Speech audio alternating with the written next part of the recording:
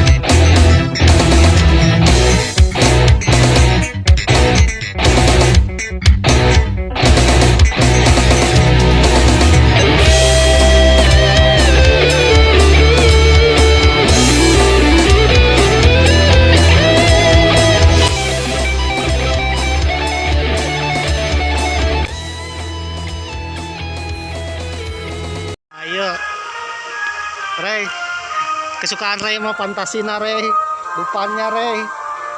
Kita akan memasuki dupannya Rey. Wah, guys, kita mau Main sama si Blair. Sama si Blair. Ya. Ada si Blair. Kita lagi di Fantasyland, Batu Street View. Kita akan bermain di sini. Ada shark ghoster juga, ada macam-macam. Oke. Oke.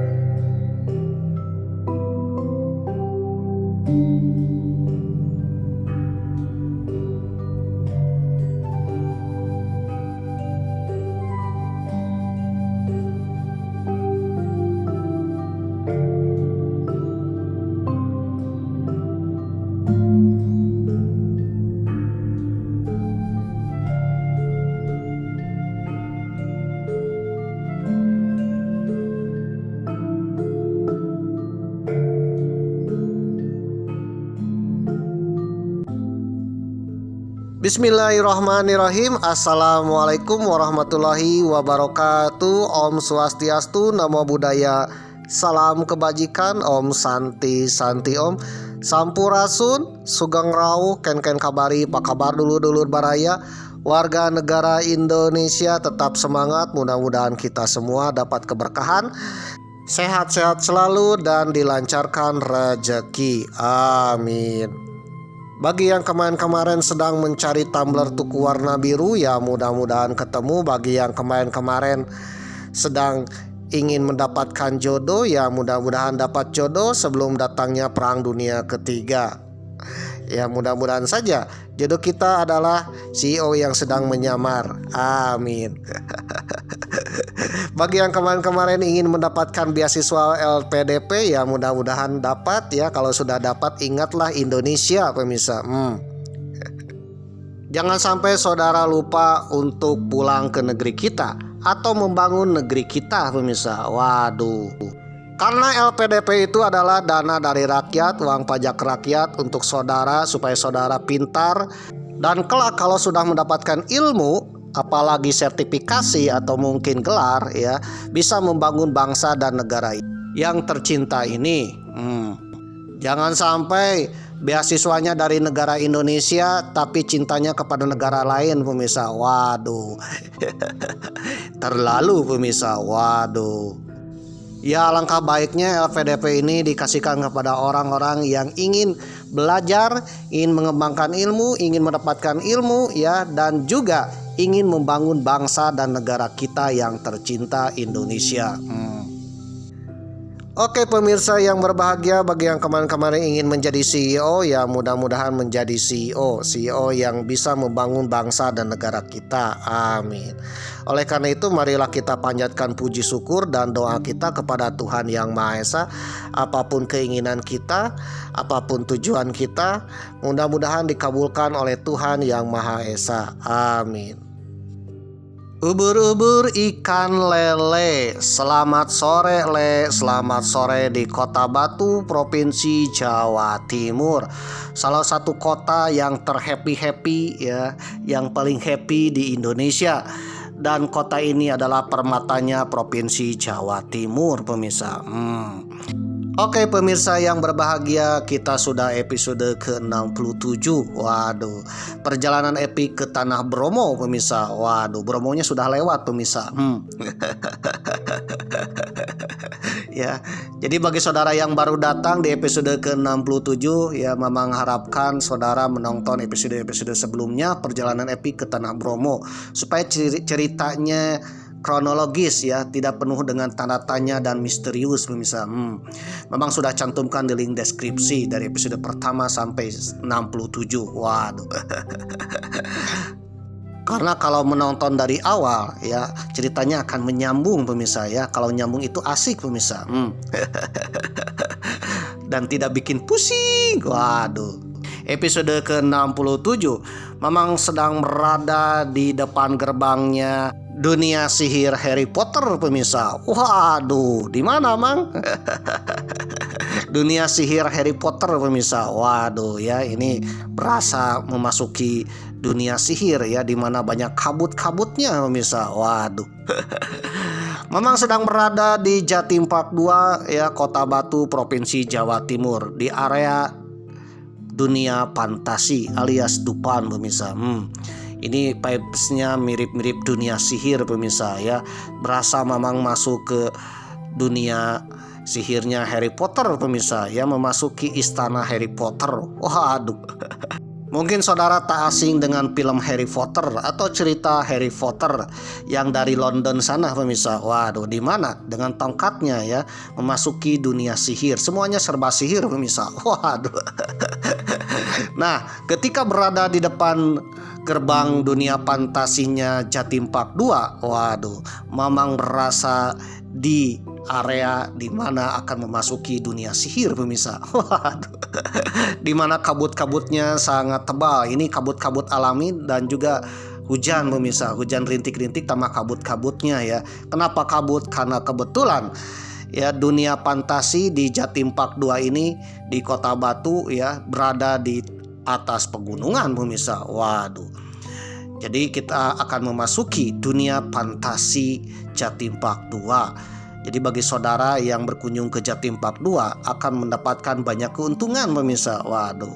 Yang pertama, saudara akan berkunjung bersilaturahmi dengan teman-teman kita ya dari spesies yang lain pemirsa. Waduh. Ya ada otan, ada si komo, waduh. Ada si onyet, waduh. Ada si aya, waduh. Dan yang kedua, kita akan memasuki dunia fantasi mirip Ancol pemirsa. Ya, banyak sekali permainan dan wahana-wahana atraksi. Di antaranya ada rumah hantu di dalam, ada juga roller coaster, ada juga atraksi-atraksi lain ya, notabene mirip-mirip dengan dunia fantasinya Ancol pemirsa. Waduh. Jadi Jatim Park 2 ini gabungan antara kebun binatang Ragunan dengan dunia fantasinya Ancol pemirsa. Waduh. Dan kebetulan episode ke-67 memang sedang berada di depan gerbang menuju dunia fantasi, di mana kabut-kabutnya mulai tebal. Ini pukul 16.00 waktu Indonesia Barat ya, pukul 4 sore pemirsa, di mana rintik-rintik hujannya mulai turun. Turun rintik-rintik hujan ya, ditambah dengan kabut-kabutnya, kabut pegunungan. Waduh. Oke pemirsa yang berbahagia ya, memang akan memasuki dunia fantasi yang berasa memasuki dunia gaib pemirsa. Dunia sihir ala-ala Harry Potter pemirsa. Waduh. Ketika berada di depan gerbangnya dunia fantasi Jatim Park 2 ini, itu artinya Mamang sudah 800 km dari tempat tinggal Mamang di kota Tasikmalaya, Provinsi Haji Udin, Provinsi Jawa Barat. Yang kebetulan ketika episode ke-67 ini tayang, Provinsi Jawa Barat dipimpin oleh Kang Deddy Mulyadi alias Bapak Aing. Ya, insya Allah Kang Deddy Mulyadi akan menjadi pemimpin Nusantara Amin. Selain itu, episode ke-67 ini tayang, negeri kita sedang dipimpin oleh Sang Presiden Macan Asia, yang insya Allah akan membawa negeri kita menjadi negeri yang damai, sejahtera, tentram, adil, makmur, terbebas dari hama-hama, dan juga menjadi negeri yang bisa mendamaikan dunia alias negeri superpower pemirsa.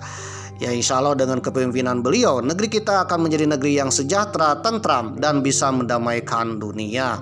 Karena ketika video ini tayang ya, Mamang sedang menyaksikan dunia dalam keadaan genting pemirsa. Waduh, gentingnya bukan genting atap rumah pemirsa, tapi genting tinut tinut tinut tinut tinut tinut tinut ya, seperti token listrik kalian ya. Yang akan habis pemirsa. Waduh, tinut tinut tinut tinut, dunia dalam keadaan genting pemirsa. Ya amit-amit ketika saudara sedang menonton episode ke-67 ini, dunia dalam keadaan perang dunia ketiga pemirsa. Waduh, kalau seandainya terjadi perang dunia ketiga ya, amit-amit ya, negara kita yang tidak ikutan perang pun akan terkena cipratan pemirsa ya. Siapa tahu ada drone atau rudal nuklir yang nyasar ke jamban saudara pemirsa. Waduh, ketika saudara sedang asik-asiknya di kamar mandi ya, tiba-tiba ada paket beledug ya, paket drone nuklir dari negara yang sedang berperang. Waduh. Oleh karena itu, marilah kita berdoa kepada Tuhan Yang Maha Esa, mudah-mudahan dunia dalam keadaan damai, dan insya Allah dengan kepemimpinan beliau ya, negeri kita akan menjadi negeri yang aman, sejahtera, tentram, dan mudah-mudahan dunia dalam keadaan damai. Amin. Oke pemirsa yang berbahagia, ketika berada di gerbang menuju dunia gaib, dunia sihir, dunia fantasi ya, mirip-mirip sihir pemirsa, mirip-mirip masuk ke dunia dimensi yang lain pemirsa. Waduh, dengan kabut-kabut tebalnya. Karena di Kota Batu ini semakin sore semakin tebal kabutnya pemirsa. Waduh, dan semakin hujannya semakin rintik-rintik, apalagi tadi sehabis hujan besar pemirsa. Waduh. Jadi sehabis hujan besar ya, reda lagi, tiba-tiba hujannya rintik-rintik lagi, ditambah kabut pemirsa. Bagaimana dengan suhunya? Ya, memang sempat lihat di HP suhu Kota Batu yaitu 10 derajat Celcius pemirsa. Waduh. Dingin sekali pemirsa. Waduh ya. Kira-kira kalau ada kabut dan hujan rintik-rintik, apakah permainan di dalamnya dijalankan atau tidak nih? Waduh. Karena di dalam itu ada roller coaster dan atraksi permainan yang lainnya ya mirip-mirip Dupaan pemirsa. Memang berharap ya semua wahana permainan di dunia fantasi Jatim Park 2 ini tidak ditutup pemirsa. Waduh. Dan mudah-mudahan cuaca kembali cerah ya, kembali tenang, tidak turun hujan dan tidak ada penutupan wahana permainan pemirsa. Amin. Oke pemirsa yang berbahagia ya, Mamang pun memasuki kabut Harry Potter nih, kabut dunia sihir ya, seolah-olah memang memasuki gerbang ke dunia yang lain pemirsa. Waduh, Pepsnya memang merasa ya pindah alam, pindah dimensi pemirsa. Waduh, seolah-olah berada di dunia sihir pemirsa. Apalagi banyak sekali patung-patung ya, entah itu patung beruang, entah itu patung ya seperti di Ancol ya, patung sihir Ancol ya, boneka Ancol pemirsa. Waduh. Ya seolah-olah memang memasuki dunia fantasi sihirnya Harry Potter pemirsa. Oke pemirsa yang berbahagia, berbicara tentang sihir, waduh, ternyata sihir ini bukan saja cerita fiksi pemirsa. Kalau di Harry Potter mungkin fiksi ya, dimana kita seolah-olah dunia ini penuh dengan sihir pemirsa. Kegiatannya sepenuh dengan sihir ya, kemana-mana naik sapu terbang pemirsa. Waduh, kalau makan simsalabim ada kabar abrakadabra. Waduh, tiba-tiba makanan muncul pemirsa. Atau sesuatu yang di luar logika ya tiba-tiba datang seperti keajaiban. Waduh, ternyata di dunia nyata ada yang namanya sihir pemirsa.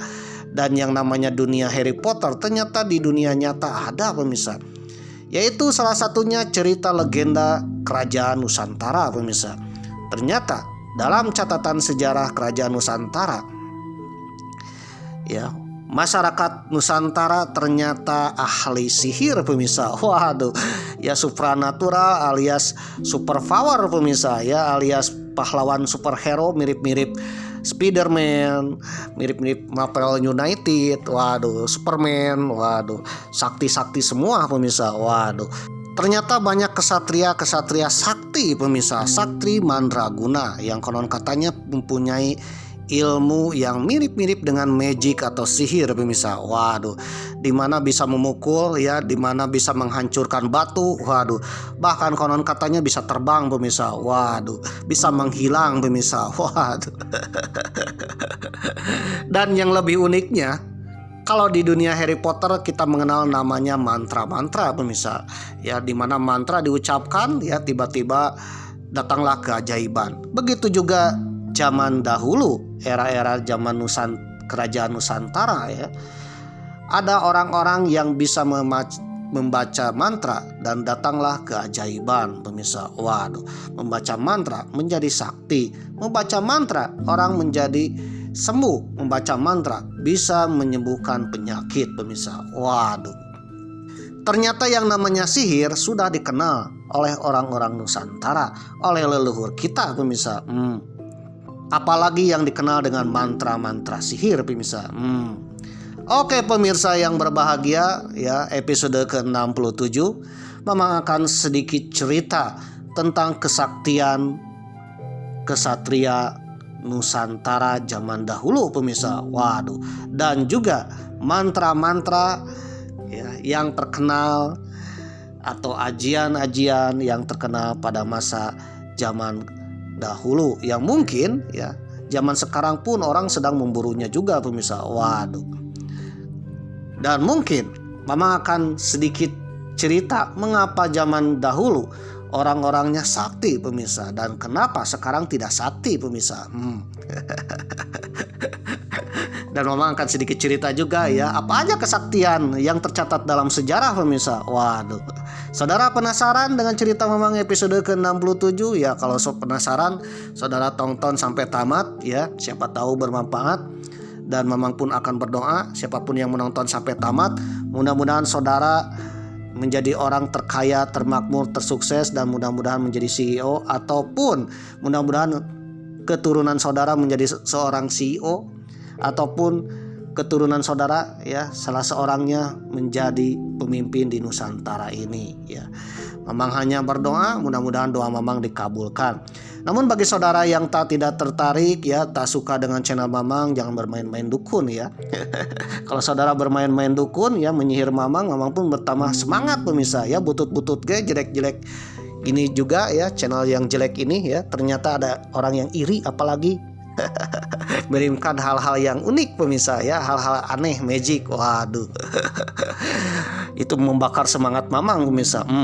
Kalau menurut Mamang ya, yang penting happy dulu ya, cuannya nomor 2 pemirsa. Apalagi kalau ada pembakar orang iri hati pemirsa, tambah membara lagi pemirsa. Waduh. Ya, oke pemirsa yang berbahagia, bagi saudara yang tak suka dengan channel Mamang, skip aja. Karena kuota internet saudara tak tercover dana LPDP, waduh, dana Antara ataupun dana BOS pemirsa, ataupun BPJS. Oleh karena itu, saudara yang tak suka jangan nonton ya. Hemat-hematlah kuota saudara ya. Dan bagi yang menonton sampai tamat, Mamang akan berdoa mudah-mudahan saudara menjadi orang sukses, atau keturunan saudara menjadi orang sukses. Amin. Oke pemirsa yang berbahagia, Mamang pun berbicara sesuai dengan sumber dan informasi yang Mamang dapatkan. Namun bagi saudara yang mempunyai informasi atau sumber sendiri ya, yang berbeda pendapat dengan Mamang, kita sharing-sharing di kolom komentar. Asalkan komenan saudara tak berbau-bau CIA ya, tak berbau-bau Mossad, apalagi berbau-bau company yang selalu bikin adu domba atau bikin keonaran di channel Mamang pemirsa. Waduh, mohon maaf aja ya apabila ada komentar yang agak lain yang menurut Mamang itu bikin keonaran. Mamang sebagai admin otoriter, ya nggak apa-apa ya, otoriter kan ini channel Mamang ya. Mamang akan skip karena channel Mamang ini channel yang penuh perdamaian, untuk perdamaian, bukan bikin keonaran. Dilansir dari jatimnetwork.com dengan judul artikel Asal Usul Ilmu Sihir di Nusantara dan Ilmu Kesaktian yang tertulis di naskah-naskah kuno. Ditulis oleh Ahmad Faisal, edisi 20 April 2024. Tahukah saudara bahwa kesejarahan Nusantara tidak hanya tercermin dalam prasasti dan catatan sejarah, tetapi juga dalam beragam karya sastra yang syarat dengan tokoh-tokoh berdaya magis. Waduh. Mulai dari penyihir yang mampu menggoyangkan bumi, membangkitkan orang mati, hingga membelah negeri. Kesaktian mereka tidak hanya menantang hukum fisika, tetapi juga menyulam budaya Nusantara yang bertahan hingga saat ini. Dikutip dari Bondowoso Network dari kanal YouTuber Asisi Channel, berikut sejarah sihir Nusantara dan cara leluhur kita menghadapi berbagai masalah dan hidup mereka yang tertulis di kisah legendaris. Yang pertama adalah Raja Dasabahu melawan Raja Purusada. Raja Dasabahu dan Raja Purusada tertulis dalam Kakawin Sutasoma, yaitu kitab pada masa zaman Mojopahit. Kita diperkenalkan dengan kisah epik Raja Dasabahu dari kerajaan Kasipura yang menghadapi tantangan dari Raja Purusada. Dalam pertarungan yang menegangkan, panah-panah berubah menjadi kobaran api dan angin bertiup membawa panah-panah musuh ke dalam hutan. Namun, kisah ini mencapai puncaknya ketika Raja Dasabahu dalam keputusasaan bersemedi dan memanggil Batari Durga. Sang Dewi kemudian muncul mengalahkan raksasa-raksasa ganas yang dilepaskan oleh Raja Purusada.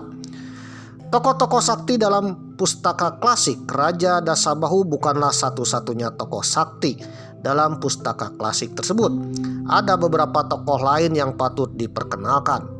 Meskipun penting untuk diingat bahwa tujuan kita bukanlah membuktikan kehistorian mereka. Salah satu tokoh yang menarik dalam sejarah adalah Empu Baradah. Empu Baradah yang legenda mengisahkan bahwa ia berhasil membelah Pulau Jawa dan menyegel batasan-batasan dengan kutukan. Waduh. Empu Baradah ini adalah salah satu menteri Raja Erlangga pemirsa, di mana ketika Raja Erlangga akan membagi dua kerajaan untuk kedua putranya pemirsa. Nah, cara membaginya itu Empu Baradah terbang pemirsa dan mengucurkan air dari kendi tersebut ya. dan kelak air itu adalah batas kedua kerajaan dan air itu berubah menjadi sungai. Bahkan air itu menjadi sungai ya, ketika menjadi sungai itu adalah batas kedua kerajaan. Jika salah satu raja dari kedua kerajaan melintasi sungai itu, maka raja itu akan terkena sial atau kutukan. Dan kutukan itu masih melekat sampai hari ini, di mana sungai yang dibuat oleh Empu Barada dalam legendanya adalah Sungai Berantas, pemirsa. Yang kedua, kisah unik Brahmana Iswara. Dalam kitab Tantu Panggelaran terdapat kisah unik tentang Brahmana Iswara yang mengelabuhi sesama Brahmana. Sebuah kejadian lucu terjadi ketika seorang Brahmana dari India kebelet buang air besar di sungai yang ternyata mengalir ke permukiman Brahmana Iswara. Sang Brahmana Iswara yang murka membalikkan aliran sungai tersebut ya, sehingga kotoran yang dibuang oleh Brahmana itu ya membalik ke arah aliran yang lain, pemirsa. Waduh. Nah, pembalikan aliran lain itulah tanda bahwa Brahmana Iswara mempunyai kesaktian, pemirsa. Waduh. Lalu yang ketiga, Empu Tapa Wangkeng, pertapa sakti yang menghentikan matahari. Dalam kitab Pararaton diceritakan bahwa Empu Tapa Wangkeng pernah menghentikan matahari sebagai bagian dari janjinya untuk membayar hutang pada tengah hari.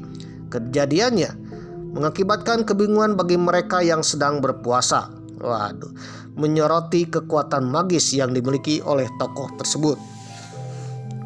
Yang keempat adalah Empu Barang, pertapa sakti yang sulit mati. Empu Barang adalah tokoh sakti yang menganut Tanta Bhairava, aliran dari Siwa Bhairava. Wah, insya Allah nanti memang bahas ya, salah satu tokoh yang menganut aliran itu adalah Raja Kertanegara dari Singosari, pemirsa. Meskipun telah dibunuh berkali-kali ya, ia selalu muncul kembali dalam keadaan sehat walafiat. Kisahnya mencerminkan keajaiban dan keangkeran dunia magis dalam pustaka klasik Nusantara. Sisi kelam sihir dalam masyarakat klasik. Selain keajaiban dan keterampilan luar biasa, kisah-kisah magis juga mengisyaratkan adanya sisi kelam yang dapat dimanfaatkan untuk berbuat jahat. Contohnya adalah sosok calon arang ya, calon arang yang notabene adalah penyihir yang menyebabkan keonaran di kerajaan Prabu Erlangga, pemirsa. Waduh. Calon arang penyihir hebat yang menimbulkan wabah mematikan di Pulau Jawa. Dari kisah ini kemudian menjadi cikal bakal lahirnya ilmu sihir yang berkembang pesat di Nusantara. Karena memang warisan dari ilmu yang ada di Nusantara, meskipun kesejarahan diragukan, ketakutan akan kekuatannya masih menghantui masyarakat hingga kini. Dalam menyelami kisah-kisah magis Nusantara, kita tidak hanya dihibur oleh fantasi dan petualangan, tetapi juga diajak untuk memahami pola pikir dan nilai-nilai yang diwariskan oleh leluhur kita. Meskipun mungkin tidak semua tokoh tersebut benar-benar historis, ada yang benar-benar dongeng. Waduh, tetapi sebagian besar adalah kisah sejarah. Kisah-kisah mereka tetap menjadi bagian yang tak terpisahkan dari warisan budaya kita. Dilansir dari intisari.grid.id dengan judul artikel menguak misteri kesaktian Raja-Raja Jawa. Apakah benar hanya mitos? Edisi 10 April 2023 oleh Apip Khairul M. Raja-Raja Jawa memiliki reputasi sebagai pemimpin yang sakti dan berwibawa. Mereka dianggap memiliki kekuatan gaib yang melampaui manusia biasa. Banyak kisah dan legenda yang menceritakan tentang kesaktian Raja-Raja Jawa, baik dalam hal perang, politik, maupun spiritual. Namun, apakah kesaktian Raja-Raja Jawa itu benar adanya atau hanya mitos belaka? Kesaktian Raja-Raja Jawa tidak bisa dipisahkan dari latar belakang budaya dan sejarah mereka. Sejak zaman pra-Islam, Raja-Raja Jawa dipengaruhi oleh ajaran Hindu-Buddha yang menganggap raja sebagai perwujudan dewa di muka bumi. raja juga dianggap sebagai perantara antara manusia dan makrokosmos para dewa. Oleh karena itu, raja harus memiliki kualitas moral dan spiritual yang tinggi, serta melakukan ritual-ritual yang mendapatkan berkah dan perlindungan dari dewa. Salah satu ritual yang dilakukan oleh raja-raja Jawa adalah puasa. Dengan adanya puasa bisa meningkatkan spiritual, eksoteris. Eksoteris ini adalah peningkatan spiritual ya, dengan cara bersemedi, bermeditasi. Puasa dalam tradisi Jawa kuno disebut pasa atau upawarsa, yang artinya belenggu rantai dan menahan nafsu. Puasa dijadikan sebagai laku tirakat untuk menambah kekuatan, kesaktian, dan kedikdayaan. Ada berbagai macam puasa yang dilakukan oleh raja-raja Jawa, seperti puasa muti, yaitu hanya makan beras putih, puasa pati geni, yaitu menjauhi api, puasa gembleng, yaitu menyendiri di tempat yang gelap, dan lain-lain. Jadi puasa pada zaman dahulu ya, itu beragam puasa, bukan sekadar menahan lapar dari terbitnya matahari sampai terbenamnya matahari, pemirsa. Selain puasa, raja-raja Jawa juga menggunakan benda-benda pusaka yang sebagai sarana untuk meningkatkan kesaktian mereka, di mana benda-benda tersebut ya bukan sekedar benda mati, tetapi ada petuahnya, ada khodamnya, pemirsa. Waduh, ada jimatnya, pemirsa. Benda-benda pusaka ini bisa berupa keris, tombak, cincin, mahkota, atau bendera, bahkan ya batu akik, pemirsa, bahkan kalung, bahkan bisa jadi selembar kain, pemirsa. Benda-benda pusaka ini diyakini memiliki kekuatan gaib yang bisa membantu raja dalam berbagai hal, seperti menang dalam perang, menundukkan musuh, menarik simpati rakyat, atau menolak bala. Maka benda-benda pusaka ini bisa berupa keris, tombak, cincin, mahkota, atau benda-benda yang lain yang mungkin kita kenal hari ini adalah jimat, pemirsa. Benda-benda pusaka ini biasanya dibuat oleh pandai besi yang sakti pula, atau diberikan oleh tokoh-tokoh agama, salah satunya oleh Wali Songo. Salah satu contoh benda pusaka yang terkenal adalah keris Kiai Sangklat, keris Kiai Nogrososro yang dipakai oleh Pangeran Diponegoro. Keris ini dibuat oleh Ki Supa dari bahan besi akadiat sebesar kemiri yang diberikan oleh Sunan Kalijaga. Keris ini dibuat dengan cara dipijat-pijat dengan tangan karena tidak bisa ditempa dengan api. Kemudian keris ini memiliki warna kemerah-merahan yang dinamakan Kiai Sangklat oleh Sunan Kalijaga. Lalu disimpan oleh Ki Supa untuk diberikan kepada raja penguasa Pulau Jawa. Waduh. Keris Kiai Sangklat diyakini memiliki kesaktian yang luar biasa. Keris ini bisa menangkap kilat dan menyambar musuh. Keris ini juga bisa mempengaruhi cuaca dan menghentikan hujan.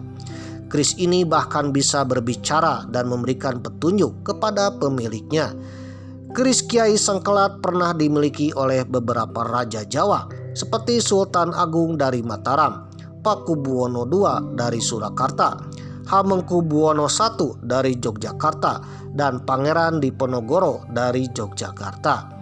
Namun tidak semua orang percaya dengan kesaktian raja-raja Jawa dan benda-benda pusaka mereka. Ada juga yang menganggapnya sebagai mitos atau dongeng belaka. Pada zaman dahulu dikenal dengan zaman era-era Harry Potter atau zaman-zaman kesaktian orang-orang Nusantara. Banyak pendekar sakti di zaman dahulu, terutama dalam narasi sejarah dan legenda yang tertulis dalam kitab-kitab kuno atau cerita turun-temurun, atau kita kenal dengan namanya folklore, pemirsa. Jadi cerita rakyat yang turun-temurun, pemirsa.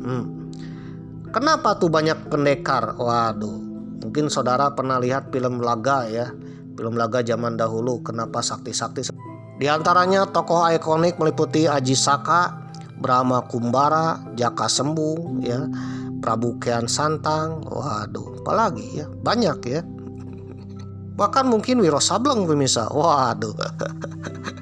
Memang sebagian pendekar itu adalah dongeng ya. Tidak bisa dibuktikan secara historis, tetapi sebagian yang lainnya adalah historis pemirsa. Bahkan tercatat dalam prasasti, bahkan tercatat dalam kitab-kitab kuno pemirsa. Itu artinya bahwa ada orang-orang sakti pada masa zaman dahulu pemirsa. Yang benar-benar nyata, bukan sekedar dongeng, bukan sekedar cerita fiksi, tetapi benar-benar nyata pemirsa. Waduh. Tujuan kenapa banyak pendekar sakti zaman dahulu? Karena kebutuhan pertahanan diri, kedekatan manusia dengan alam, serta disiplin tinggi dalam olah kanuragan dan batin. Orang-orang zaman dahulu ya selalu taat kepada Tuhan Yang Maha Esa, spiritualnya tinggi, juga mengolah kanuragan dan kebatinan. Kehidupan yang keras, konflik antar wilayah, serta perpaduan ilmu bela diri dengan spiritualitas seperti tapa brata, membentuk fisik dan mental yang luar biasa. Faktor-faktor utama yang membentuk pendekar sakti zaman dahulu meliputi yang pertama, kebutuhan pertahanan diri. Kondisi zaman dahulu yang tidak aman menuntut seseorang memiliki kemampuan melindungi diri, keluarga, dan kerajaan. Oleh karena itu, mereka dididik untuk berlatih ilmu bela diri ya. Bahkan ya ketika kecil, selain belajar agama, selain sekolah ya, juga harus diajarkan bela diri ya, harus diajarkan ke padepokan atau guru-guru yang melatih bela diri. Bukan sekedar bela diri biasa pemirsa, apalagi seorang sekelas calon raja, putra mahkota. Tentunya bela dirinya bukan bela diri abal-abal pemirsa. Waduh, ada kekuatan-kekuatan magis yang dipunyai oleh setiap orang dan dilatih sejak kecil pemirsa. Waduh. Yang kedua, olah batin dan spiritual. Kesaktian seringkali dianggap bukan sekedar kekuatan fisik, tetapi hasil dari meditasi, puasa, dan disiplin batin yang tinggi alias tapa brata pemirsa.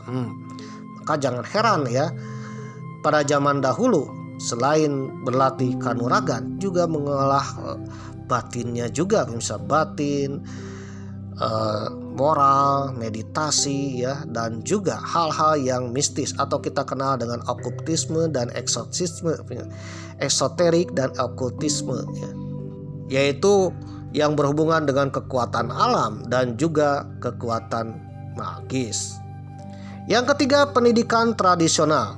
Ilmu bela diri diwariskan secara turun-temurun melalui perguruan khusus atau kita kenal zaman dulu padepokan dengan disiplin yang sangat ketat. Setiap orang yang lahir ya selain dididik untuk belajar ilmu agama, dididik untuk belajar ilmu tentang budaya, maka orang tua harus mendidiknya ilmu bela diri. Biasanya orang tuanya menitipkan anak-anaknya ke guru-guru yang punya ilmu bela diri atau kita kenal dengan padepokan atau pesantren ilmu bela diri. Yang keempat, kondisi alam. Pola hidup yang menyatu dengan alam membentuk fisik yang kuat dan ketahanan tubuh yang tangguh. Maka jangan heran kalau zaman dahulu orang-orangnya sakti-sakti, baik itu sakti secara rohani, sakti secara fisik maupun sakti secara bela diri pemirsa. Waduh. Bahkan tidak sedikit banyak orang yang mempunyai kekuatan di luar nurul pemirsa. Waduh, alias magis pemirsa. Waduh. Mungkin saudara akan bertanya ya, mengapa zaman sekarang sulit menemukan pendekar sakti pemirsa? Waduh, insya Allah ada pendekar sakti, tapi sulit untuk menemukan pendekar sakti. Hilangnya pendekar sakti di zaman modern lebih disebabkan oleh pergeseran budaya, pemikiran, dan juga teknologi. Waduh, pergeseran budaya, teknologi, dan orientasi bela diri. Bukan sekedar hilangnya ilmu tersebut. Fokus zaman sekarang beralih dari kemampuan supranatural ke kebugaran fisik, olahraga prestasi, dan pertahanan diri praktis didukung oleh perkembangan rasionalitas dan teknologi. Ya, salah satunya bahwa zaman sekarang orang mulai tidak percaya lagi kepada hal-hal yang mistis atau supranatural atau eksoterik atau okultisme pemirsa. Waduh, orang lebih percaya kepada rasionalitas pemirsa ya, hal-hal yang sesuai dengan rasional ya. Waduh, oleh karena itu tak jarang ya banyak orang yang tidak melakukan hal-hal seperti orang zaman dahulu, yaitu ikut ilmu bela diri, bermeditasi, apalagi belajar ilmu kanuragan dan ajian-ajian sakti pemirsa. Bahkan yang namanya kesaktian, ajian-ajian sakti sekarang sudah ditinggalkan karena orang sudah tak percaya karena tumbuhnya rasa rasionalitas pemirsa.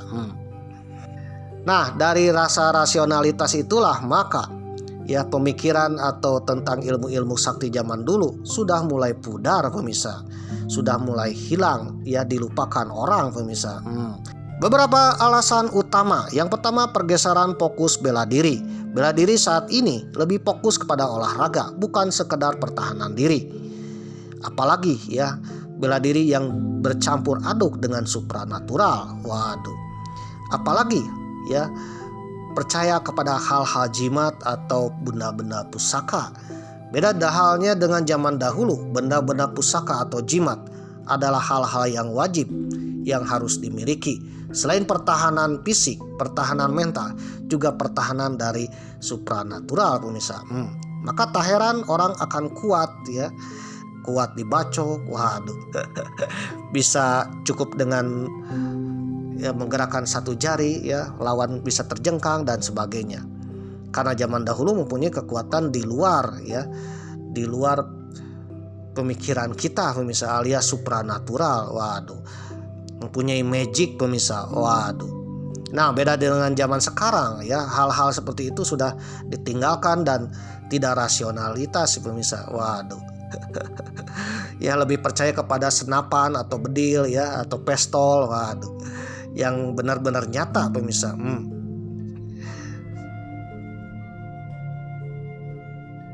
Perkembangan teknologi dan rasionalitas, kemudahan akses informasi dan teknologi membuat orang lebih rasional dan tidak lagi mengandalkan cara-cara mistis, sehingga minat untuk mempelajari ilmu kanuragan menurun. Yang selanjutnya, penyembunyian ilmu. Wah, tutup buku. Pendekar yang benar-benar memiliki ilmu tinggi cenderung tidak memamerkan kesaktiannya, tidak mencari popularitas, sehingga seolah-olah tidak ada, padahal ada. Bahkan ilmu-ilmu sakti yang tertulis dalam kitab-kitab sakti ya, itu disembunyikan pemirsa. Yang terakhir, karena warisan berubah. Pencaksilat sebagai contoh kini lebih banyak dipelajari sebagai seni budaya dan olahraga daripada ilmu kanuragan yang mematikan. Secara ringkasnya, pendekar sakti zaman dulu ada karena kebutuhan pertahanan diri. Ya, sedangkan sekarang kebutuhan tersebut sudah digantikan oleh sistem keamanan modern dengan teknologi canggih. Waduh. Oke pemirsa yang berbahagia, mungkin saudara akan bertanya, kalau zaman dulu orang-orang itu sakti, banyak pendekar sakti, bahkan sesakti film fiksi Harry Potter, sesakti film Wiro Sableng. Di mana kesaktiannya ya bisa membuat sesuatu yang ajaib pemirsa. Waduh, bisa memukul hingga menghancurkan batu ya, bisa terbang dan sebagainya pemirsa. Waduh, bahkan konon katanya bisa menghidupkan orang mati pemirsa. Waduh, dan tahan dibacok ya, tahan diserang ya, tahan senjata tajam pemirsa. Waduh, bahkan konon bisa menghilang ya, bahkan konon bisa membelah pulau atau gunung pemirsa. Waduh, kalau zaman dulu banyak orang sakti, kenapa kita pernah dijajah oleh kolonial ya, oleh penjajah, baik itu Portugis, Belanda, Inggris atau Jepang pemirsa. Waduh, seharusnya kan kita yang sakti-sakti ya, seharusnya tidak pernah dijajah oleh bangsa Eropa pemirsa. Apakah bangsa Eropa mempunyai kesaktian? Sebenarnya memang sudah bahas ya. Waduh. Oke pemirsa yang berbahagia, mungkin saudara penasaran ya. Ternyata kenapa kita bisa dijajah padahal kan kita banyak orang-orang sakti. Satu hal ya, bahwa Belanda ini tidak mempunyai orang-orang sakti, tetapi mereka punya taktik dan strategi, punya otak pemirsa. Meskipun kerajaannya kecil, meskipun penduduknya sedikit, meskipun orang yang datang ke Nusantara ini hanya beberapa orang ya. Waduh, tak sebanyak jumlah penduduk Nusantara pemirsa. Waduh. Dan juga mereka tak punya kesaktian, tetapi mereka punya modal nekat, punya senjata termutakhir, sekaligus punya otak pemirsa, punya strategi. Salah satu strategi andalan bangsa kolonial termasuk Belanda adalah divide et impera pemirsa, adu domba pemirsa. Waduh, mengadu-ngadu domba. Waduh. Ya, apabila ada kerajaan yang kuat, maka akan diadu domba sesama kerajaan yang lain atau sesama keluarga di dalam kerajaan tersebut. Waduh, sehingga terjadilah perang saudara yang menyebabkan kelemahan. Dari perang saudara itulah Belanda atau penjajah mempunyai keuntungan yang sangat besar pemirsa. Sebagai contoh, Belanda berhasil menaklukkan kerajaan Mataram pemirsa. Mataram Islam, di mana Mataram Islam pernah menyerang ibu kota Belanda di Batavia pemirsa. Waduh, tetapi Belanda berhasil membalikan keadaan, bahkan ya menguasai sebagian besar wilayah Mataram. Bahkan kerajaan Mataram pun tunduk kepada Belanda.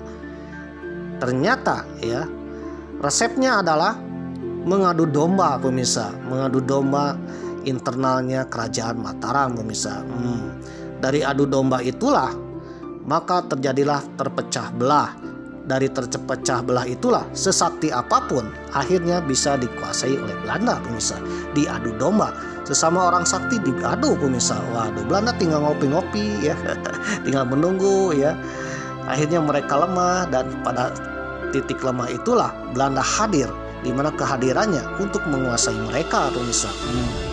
Memang sudah bahas ya tentang politik divide et impera, salah satu politik yang dimana andalan Belanda untuk menguasai Nusantara, yaitu wilayah Indonesia. Notabene Indonesia itu banyak kerajaan-kerajaan besar, tentaranya banyak, bahkan banyak pendekar-pendekar sakti, bahkan rajanya sendiri sakti pemirsa. Waduh, Belanda sulit mengalahkan mereka ya, mengalahkan pendekar sakti. Tetapi dengan kecerdasan Belanda ya, kecerdasan penjajah, mengadu domba pemirsa. Waduh, mereka sakti ya, mengadu domba lawannya, entah itu keluarganya, entah itu kerajaan yang lain yang sama-sama sakti, diadu pemirsa. Akhirnya mereka berdua lemah. Dari titik lemah itulah maka disitulah penjajah bisa menguasai mereka. Oleh karena itu ya, sebagai kekuatan kita, kekuatan bangsa Indonesia ya, sesakti apapun kita harus mempertahankan persatuan dan kesatuan pemirsa, mempertahankan kebersamaan. Tidak mudah diadu domba, karena dengan diadu domba itulah kerajaan sekecil apapun bisa menguasai kerajaan besar pemirsa. Oke pemirsa yang berbahagia, jadi itulah kekuatan kita ya. Kekuatan bangsa kita adalah kekuatan persatuan dan kesatuan, bukan kesaktian pemirsa.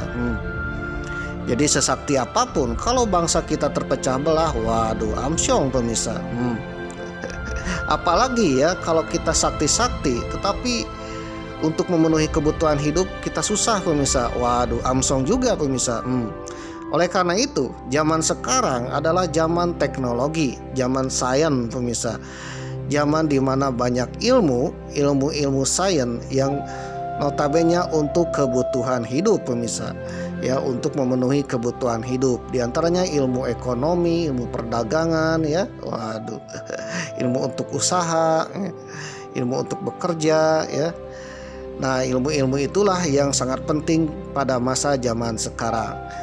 Oleh karena itu, untuk ilmu-ilmu kanuragan, ilmu kesaktian ya, kalau seandainya tidak menghasilkan uang, waduh, tidak bisa memenuhi kebutuhan hidup, waduh, amsong pemirsa. Sesakti apapun ya, sesakti apapun, kalau tidak bisa memenuhi kebutuhan hidup, kalau seandainya tak punya uang, waduh, ya amsyong pemirsa. Oleh karena itu, pada zaman sekarang lebih mementingkan untuk kebutuhan hidup, lebih mementingkan hal-hal yang rasionalitas, hal-hal yang nyata. Dan pada zaman sekarang hal-hal mistis, hal-hal supranatural, eksoterik, okultisme ya, atau hal-hal yang berbau gaib, jimat, waduh, pusaka, kesaktian sudah mulai dilupakan, bahkan dianggap sebagai sebuah cerita dongeng khayalan pada masa lalu pemirsa.